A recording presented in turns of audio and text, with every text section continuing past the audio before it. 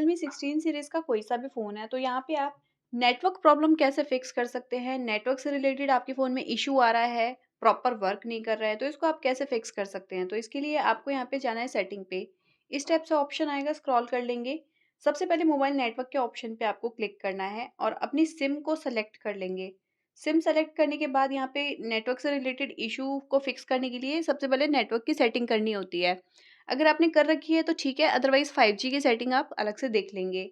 अभी हम यहाँ पे रीसेट करने की बात कर रहे हैं, यानी कि प्रॉब्लम को फिक्स करने की। एक्सेस पॉइंट नेम पे आप जाके इसको पहले रीसेट एक्सेस पॉइंट नेम पे क्लिक करके रीसेट कर देंगे। तो यहाँ पे आपकी सिम का नेटवर्क बैंड बेसिकली हमने रीसेट किया है, क्योंकि अगर सिम ज़्यादा पुरानी है तो वो नए डिवाइसेस के साथ कंपैटिबल नहीं होती है, क्योंकि वो पुरानी डिवाइस के साथ नेटवर्क बैंड अपना बना चुकी होती है। तो इस वजह से यहाँ पे कभी भी सिम लगाओ तो यहाँ पे रीसेट कर लो और इसके बाद यहाँ पे बैक कर लो। और यहाँ पे 5G नेटवर्क की सेटिंग कर लो उसके बाद, ठीक है? और उतना करने के बाद अगर तब भी प्रॉब्लम फिक्स नहीं हो रही है, तो नेटवर्क की सेटिंग करने से पहले आपको यहाँ पे जाना है सिस्टम एंड अपडेट्स के ऑप्शन पे, बैकअप एंड रीसेट के ऑप्शन पे क्लिक करके रीसेट फ़ोन पे क्लिक करेंगे।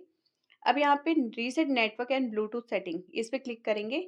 आपकी स्क्रीन का लॉक एंटर करेंगे और यहाँ पे रीसेट पे क्लिक कर देंगे।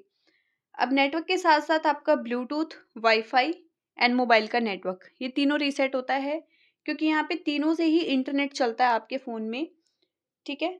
तो इस वजह से यहाँ पे ये तीनों चीज़ें रीसेट होती है। अब अगर आपके फ़ोन में वाईफ़ाई वगैरह कनेक्टेड था पहले से, तो वो यहाँ से रिमूव हो जाएगा और आपको दोबारा से कनेक्टिविटी करनी पड़ेगी। और कई लोगों को लगता है कि जिस वाईफ़ाई से मेरा फ़ोन कनेक्टेड था, उसका पासवर्ड अब पता ही नहीं है, तो दोबारा कैसे उसको कनेक्ट करूँ?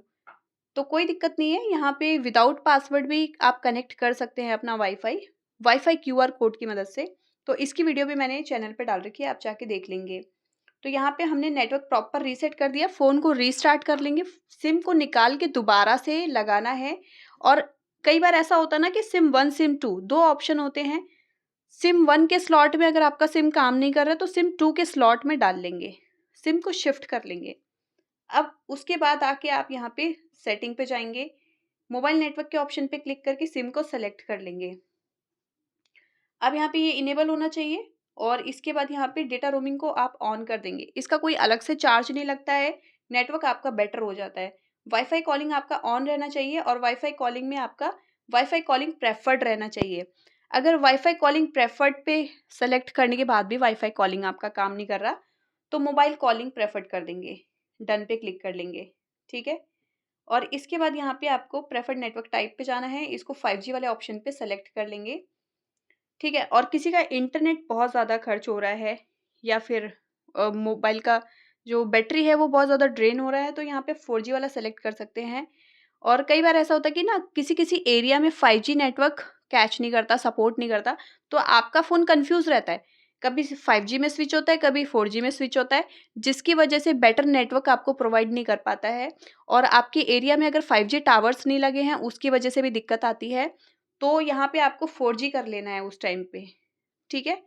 तो भी आपकी प्रॉब्लम सॉल्व हो जाती है। बाकी यहाँ पे इसको नहीं छेड़ना है, ये ऐसे ही रहने देना है, बैक कर लेंगे। और अगर आपने 2 सिम लगा रखी है, तो 2 सिम में भी यहाँ पे डेटा वगैरह आप स्विच करने का ऑप्शन देखने को मिल जाता है कि सिम 1 से कौन-सा इंटरनेट चलना चाहिए, मतलब इंटरनेट कौन-सी सिम से चलना चाहिए, मोबाइल का जो भी कॉलिंग वगैरह है, कौन-सी सिम से होना चाहिए, वो आप सेलेक्ट कर लेंगे। क्योंकि आजकल तो हर कोई 2 सिम यूज़ करता है और किसी-किसी के एरिया में अगर जियो का सिम नहीं प्रॉपर काम कर रहा है, तो कॉलिंग के लिए आप एयरटेल की सिम यूज़ कर लो, एयरटेल को सेलेक्ट कर लो। तो ये चीज़ें आप कर सकते हैं, ये ऑप्शनल है। और यहाँ पे स्मार्ट 5G का ऑप्शन है, ये भी आप ऑन कर सकते हैं जब आपको 5G नेटवर्क चाहिए। क्योंकि स्मार्ट 5G में क्या होता है कि ये अब ऑटोमेटिकली स्विच होता रहता है, जैसे कि मैंने आपको बताया 5G टू 4G, ठीक है? इससे आपका क्या होता है, बैटरी कंज़प्शन भी कम लगता है, क्योंकि यहाँ पे हमेशा 5G चलाएँगे तो बैटरी बहुत ज़्यादा खर्च होती है।